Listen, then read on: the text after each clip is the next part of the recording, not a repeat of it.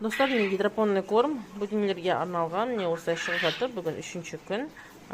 Осылай шетінен тарқатып, шетінен тарқатамыз да, осылай ұсақтап, осыны будинелерге береміз.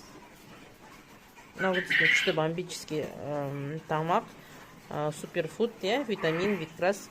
Значит, протеинге да бай, микроэлементтерге да бай, кальцийге да бай, растительный белокқа да бай. Осыны жеген будиненің жұмыртқалары жылтырап, глянцевый, лакированный болып шығады. И будинеңіздің денсаулығы да мықты болады.